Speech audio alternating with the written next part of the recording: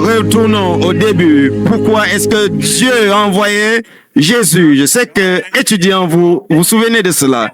Il a envoyé Jésus pour restaurer. Parlez fort pour qu'à Ohio, aux États-Unis, on nous entende. Dieu a envoyé Jésus pour restaurer la relation entre l'humanité et la divinité. Il a envoyé Jésus pour voiler la divinité afin que l'homme puisse avoir accès à la divinité. Il a envoyé Jésus pour nous montrer le chemin. Il a envoyé Jésus pour nous aider à devenir victorieux.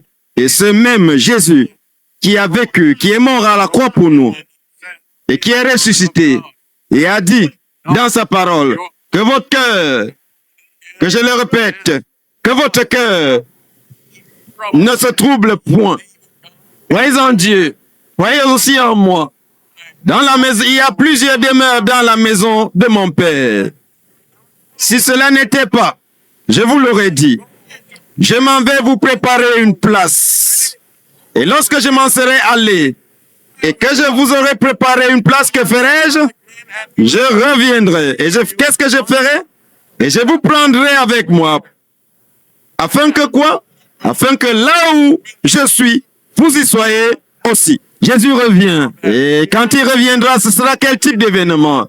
Un événement littéral, un événement visible, un événement audible, un événement glorieux. Ce sera un événement culminant et joyeux. Chers amis, nous savons quand Jésus revient, il y aura des bouleversements sismiques. Les morts en Christ ressusciteront. Les justes vivants seront transformés. L'immortalité sera déversée, rétablie. Et les méchants vivants seront détruits. Les justes seront accueillis par Jésus. Et les justes iront au ciel. Combien veulent aller au ciel? Ce que certains ne comprennent pas à propos du ciel. Certains disent que le ciel, c'est quelque chose d'irréel. C'est du vent. Je ne peux croire en cela. D'autres disent, c'est un état d'esprit. C'est une paix intérieure. C'est un calme intérieur. D'autres encore disent, le ciel, c'est ma maison. Elle vaut plus de 3 millions. Mes enfants sont mes anges. Mon char, c'est ma jaguar. À quoi ressemblera en effet le ciel? Vérifions des informations dans le ciel.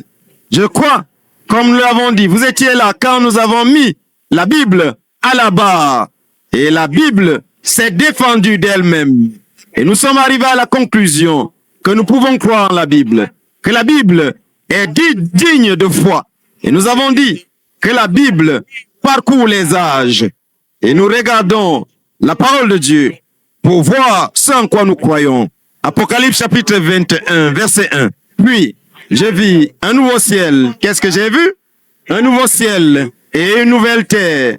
Car le premier ciel et la première terre avaient disparu. Chacun des prophètes, depuis la Genèse jusqu'à l'Apocalypse, ont orienté les hommes et les femmes vers les nouveaux cieux et la nouvelle terre. Ces prophètes ont orienté les hommes vers un monde où il y aura de l'air pur, de l'eau pure, un monde débarrassé de la violence, des crimes, un monde rempli d'amour, de joie, un monde rempli de paix. Chacun des prophètes, depuis la Genèse jusqu'à l'Apocalypse, ont orienté les hommes vers les nouveaux cieux et la nouvelle terre, à l'Éden restauré. La Bible parle des nouveaux cieux et de la nouvelle terre. Elle parle de l'Éden restauré. Pensez à ce que l'Éden pouvait ressembler. Il y avait de l'amour dans l'Éden primitif. Il y avait de la joie. Dans le premier Éden, il y avait l'amitié. Il n'y avait pas de maladie. Il n'y avait pas de souffrance dans le premier Éden. Il n'y avait pas de tristesse dans le premier Éden. Il y avait la joie, l'amour et la fraternité, l'amitié. Mais alors que nous évoluons, et un intrus est entré et a entamé la joie, il a suggéré à Ève que la désobéissance allait apporter plus de joie que ce que le bonheur en Dieu apportait. Il a suggéré que la désobéissance apporterait plus de bonheur. Ève est tombée dans cette déception, dans ce mensonge. Et puis l'humanité est tombée dans la rébellion. Et ainsi donc, le drame triste du péché a porté la tristesse, la maladie dans le monde. La Bible dit que Caïn a tué son frère Abel. Pouvez-vous imaginer cela? Un frère qui tue un autre. Dans chaque génération, depuis Adam, les cœurs des hommes et des femmes soupirent après l'Éden primitif pour vivre dans un monde libéré de souffrance, libéré de tristesse, libéré de la rébellion. Il y a une lignée d'hommes et de femmes à travers les âges qui regardaient à Jésus. Hommes et femmes qui regardaient au-delà de ce qui se passe pour voir ce qui arrivera. Ils ont regardé vers l'éternité. Ces hommes fidèles, hommes et femmes, se sont focalisés sur un autre pays. Ils se sont focalisés sur un autre pays, un autre territoire, sur un autre royaume. Ces hommes fidèles et femmes fidèles ont croyaient que cette terre n'était pas leur demeure. Ces hommes fidèles et femmes croyaient qu'il y a quelque chose de meilleur que cette terre, quelque chose de meilleur que la souffrance, quelque chose de meilleur que la mort, quelque chose de meilleur que les maladies. Ils recherchaient et soupiraient à l'avènement d'un nouveau ciel et d'une nouvelle terre. Une de ces personnes fidèles était Abraham. Il avait la vision tournée vers l'éternité. Il s'attendait à un autre monde. Il s'est focalisé pas sur les choses de son époque, mais sur les choses de l'éternité. Il rêvait de ce qui allait arriver. Voici ce qui est dit dans Hébreux chapitre 11 au verset 10. Car il, à savoir Abraham, attendait la cité qui a des solides fondements, celle dont Dieu est l'architecte et le constructeur. Car il, à savoir Abraham, attendait la cité qui a de solides fondements, celle dont Dieu est l'architecte et le constructeur. La lignée des foi continue avec Moïse, qui a été captif de Pharaon en Égypte. Moïse devait régner sur le trône en Égypte. Il était destiné à devenir Pharaon en Égypte. Mais la Bible dit, par la foi, Moïse, devenu grand, refusa d'être appelé fils de la fille de Pharaon. Par la foi, Moïse, devenu grand, refusa d'être appelé fils de la fille de Pharaon. Aimant mieux être maltraité avec le peuple de Dieu que d'avoir pour un temps la jouissance du péché. Le péché donne des plaisirs, mais des plaisirs passagers. Au verset 13, Hébreux 11, verset 13 et 14. Parlant de ces hommes, il est dit que tous sont morts dans la foi, reconnaissant qu'ils étaient étrangers et voyageurs sur la terre. Ils ont vu et salué de loin. Ils ont regardé ces choses de loin, reconnaissant qu'ils étaient étrangers et voyageurs sur la terre. Ce qui parle ainsi montre qu'ils recherchent une patrie. C'est une promesse de ceux qui peuvent suivre la lignée des hommes fidèles, qui reconnaissent que le ciel est leur demeure à venir. Hébreux 11, verset 16. Mais maintenant, il en désire une meilleure, c'est-à-dire une céleste. Mes amis, il y a quelque chose au-delà de notre moment présent. Nous sommes étrangers en Afrique ici. Maintenant, Dieu dit, je n'ai pas honte d'être appelé leur Dieu, car je leur ai préparé une cité. Dieu a préparé quelque chose qui va au-delà de notre imagination. Le ciel est un endroit réel. Le ciel est notre demeure. Et le ciel arrive. Cette cité sainte descendra. La nouvelle Jérusalem, ce nouveau ciel, cette nouvelle terre, cette cité sainte descendra. 1 Corinthiens, verset 2, 1 Corinthiens 2, 9. C'est des choses que l'œil n'a point vues, que l'oreille n'a point entendues et qui ne sont point montées au cœur de l'homme. Des choses que Dieu a préparées. Pour qui? Pour ceux qui l'aiment. Imaginez que vous ayez la joie dans cet acte. À combien plus forte raison sera la joie du ciel. Si vous avez la paix et du repos sur cette terre, combien sera la paix et le repos dans le ciel? Si vous avez la communion avec vos bien-aimés sur la terre, au ciel, ce sera davantage. Le ciel est un endroit réel. Le ciel arrive. La communion au ciel sera une communion intime. Dieu va communier avec nous. Et ceux qui communieront au ciel seront plus proches. Le livre de l'Apocalypse nous donne la description de cette cité sainte. Alors que Jean fut élevé en vision, il a vu ce nouveau ciel, ce ciel qui est notre espérance. Qu'est-ce que la Bible dit? Apocalypse 21, verset 2, il est dit, « Et je vis, moi, Jean, descendre du ciel d'auprès de Dieu, la ville sainte, la nouvelle Jérusalem, préparée comme une épouse qui s'est parée pour son époux, qui a prêté la cité, la ville, qui demeurait dans la ville, qui l'a préparée. Et pour qui est cette ville? C'est pour vous, c'est pour moi. Le ciel est un endroit vrai.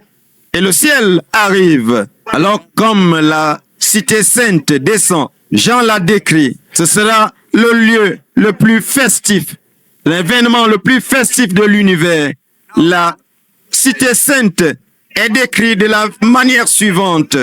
Apocalypse 21, verset 14. La muraille de la ville avait 12 fondements, et sur eux les 12 noms des 12 apôtres de l'agneau. C'est-à-dire Pierre qui a régné Jésus. Jacques et Jean, les fils de tonnerre. Leurs noms sont là, les 12 apôtres. Les disciples étaient des hommes ordinaires, comme vous et moi. Les disciples étaient des hommes et des femmes tels que nous avons dans la société aujourd'hui. Ils avaient leurs doutes, ils avaient leurs faiblesses, ils étaient des pécheurs, ils étaient des collecteurs d'impôts, des hommes ordinaires.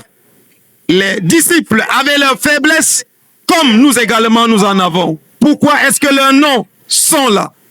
Leurs noms sont là pour dire, s'ils peuvent y être, nous aussi nous pouvons y être. S'ils peuvent entrer dans la ville, nous aussi nous pouvons y entrer. La vie, le ciel est réel et le ciel est en train de s'approcher. Jean continue. Il dit, Apocalypse 21, verset 16, la ville avait la forme d'un carré et sa longueur était égale à sa largeur. Il mesura la ville avec le roseau et trouva 12 000 stades. La ville avait 3 portes, toutes les villes à l'ouest, au nord, au sud. Ce que Dieu est en train de dire ici, c'est qu'il y aura plusieurs portes pour que beaucoup puissent entrer. L'objectif du ciel, c'est que le plus grand nombre puisse entrer dans le royaume des cieux. Qui que vous soyez, vous pouvez avoir accès à travers ces portes. Dieu voudrait autant de personnes du continent africain. Dieu voudrait autant de gens à travers le monde entrer par les portes de la cité établie. Le ciel a été préparé pour nous et le ciel est sur le point d'arriver. Et Jean continue, verset 16. Et il mesura la ville avec le roseau et trouva 12 000 stades, la longueur, la largeur et la hauteur. Il mesura la muraille, cette merveilleuse cité venant du ciel. Le ciel est notre demeure. Le ciel est en effet notre demeure. Jean dit que les 12 portes étaient chacune d'une perle. Jésus est la perle de grand prix. Et c'est pourquoi il n'y a pas de nom sous le ciel, il n'y a aucun autre nom sous le soleil par lequel nous pouvons être sauvés. Dans les rues de la ville étaient en or, pas de pierre, pas de saleté. La place de la ville était d'or pur. Mes amis, la nouvelle Jérusalem vient s'établir sur cette toute nouvelle planète et comme au jardin d'Éden, tout est clair. L'arbre de la vie produit des fruits abondants. Ce sera une nouvelle terre. C'est ce que nous devons rechercher. C'est ce que la Bible nous dit dans le Nouveau Testament pour l'espérance nouvelle nous avons cette espérance qui brûle au sein de notre cœur. Espoir dans le retour de Jésus-Christ. Le ciel est un endroit réel. Le ciel est notre demeure. La beauté de l'Éden sera restaurée. La scène sera fantastique. Le paysage inimaginable. Les fleurs, les herbes vont parfumer l'atmosphère. Le nouveau ciel, la nouvelle terre. Ouvrez vos yeux. Imaginez, vous ouvrez vos yeux et vous êtes dans une nouvelle terre. Et vous respirez de l'air qui est de Dieu. Vous buvez de l'eau qui vient de la source de la vie. Imaginez que vous mangez des fruits venant de l'arbre de la vie, l'arbre de Dieu. Imaginez que vous vivez dans une atmosphère incroyable de l'amour de Dieu. L'amour de Dieu. Dieu voudrait que vous et moi, nous soyons dans ce nouveau ciel et dans cette nouvelle terre. Philippiens chapitre 3, verset 20. Mais notre cité, à nous, est dans les cieux. Notre citoyenneté est où? Notre cité est dans les cieux. Nous nous attendons aussi, comme sauveur, le Seigneur Jésus-Christ, qui transformera le corps de notre humiliation en le rendant semblable au corps de sa gloire. Lorsque Jésus est mort, ressuscité, son corps a été transformé en un corps glorieux, immortel. Jésus a pu manger dans son corps ressuscité. Il a pu parler dans son corps ressuscité. Et il y a beaucoup d'expériences que Jésus a eues après la résurrection qui ont montré qu'il avait un corps identifiable. Lorsque nous ressuscitons, immortels, mais nos corps peuvent être identifiés. Nous avons l'histoire dans la Bible de Jésus sur le chemin d'Emmaüs. Jésus avait une leçon à leur enseigner.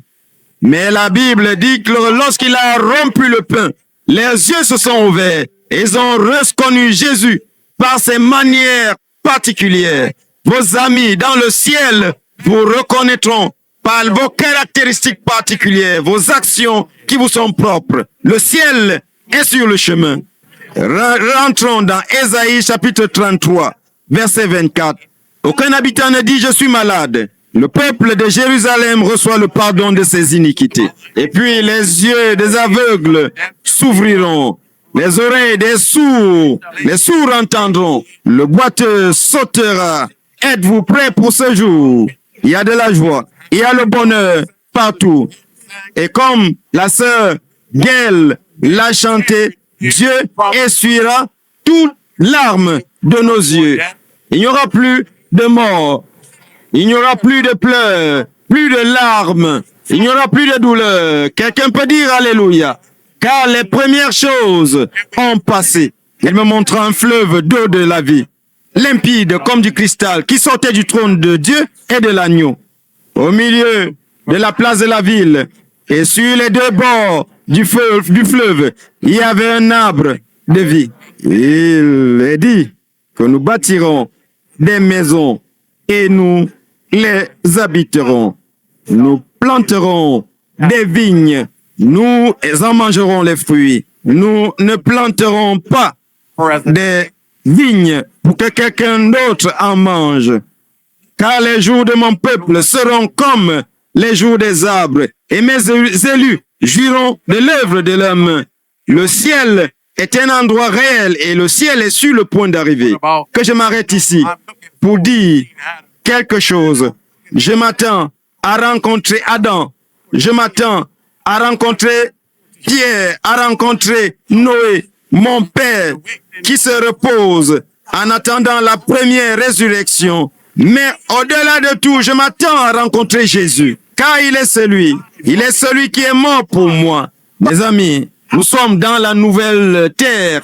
Et la Bible dit, dans Ésaïe 66, verset 23, « À chaque sabbat, toute chair viendra se prosterner devant moi, dit l'Éternel. Il viendra du nord, ils viendront du sud, ils viendront de l'ouest, de l'est, et d'un sabbat à l'autre, toute chair viendra adorer le Seigneur, dit l'Éternel. » Le ciel, mes amis, est un endroit réel. Le ciel, mes amis, est sur le point de s'accomplir, de s'établir. Dans ce monde, nous passons par des moments difficiles. Nous passons par des tribulations.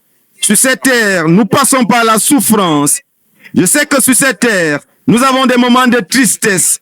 Mais dans Romains chapitre 8, au verset 18, voici ce qui est dit. Je reconnais, j'estime que les souffrances du temps présent ne sauraient être comparées à la gloire à venir qui sera révélée pour nous. Certains passent par le feu, certains passent par des tribulations, certains passent souffrent de maladies, certains souffrent de tristesse, mais cela, à travers le sang de Jésus, il a été blessé pour nos transgressions. Le ciel est notre demeure à cause du sang de Jésus. Par le don de sa grâce infinie, je serai accueilli au ciel pour y vivre et regarder sa face à travers les âges. Cela sera la gloire pour moi. Le ciel est ma demeure. Le ciel est ta demeure. Et le ciel est sur le point de s'établir. Toujours Jean, alors qu'il a écrit, Apocalypse 7, verset 9, après cela, après ces choses, j'ai regardé, et voici, il y avait une grande foule que personne ne pouvait compter, de toute nation, de toute tribu, de tout peuple et de toute langue. Ils se tenaient devant le trône et devant l'agneau, revêtus de robes blanches et de palmes dans leurs mains. Mais Jean continue et dit, et l'un des vieillards est venu et a posé la question, qui sont ceux-ci qui portent ces robes blanches? D'où viennent-ils? Je lui dis, mon Seigneur, tu le sais. Et il me dit, ce sont ceux qui viennent de la grande tribulation. Ils ont lavé leurs robes et ils les ont blanchis dans le sang de l'agneau. Quelqu'un devrait dire Amen. Le ciel est notre demeure. Le ciel est un endroit réel. Et le ciel est sur le point de s'établir. Notre Père compatissant, nous te remercions d'être notre Dieu. Nous te remercions d'avoir envoyé ton Fils Jésus-Christ pour venir vivre, mourir, ressusciter, retourner au ciel et il reviendra pour nous prendre pour aller à la maison. Nous te remercions pour la promesse qu'il nous a faite en disant que dans la maison de mon Père, il y a plusieurs demeures. Si cela n'était pas, je vous l'aurais dit. Il a aussi dit, je m'en vais vous préparer une place. Et lorsque je m'en serai allé, que je vous aurai préparé une place, je reviendrai et je vous prendrai avec moi, afin que là où je suis, vous y soyez aussi. Nous croyons en cette promesse et nos cœurs ne sont pas troublés, même si nous passons par des tribulations. Nos cœurs ne sont pas troublés. Seigneur, nous sommes de ceux qui veulent laver leurs robes dans le sang de l'agneau et être là pour voir Jésus face à face. Merci pour ton amour. Nous demandons toutes ces choses dans le nom inégalé, merveilleux de ton Fils Jésus-Christ. Que le peuple de Dieu dise Amen.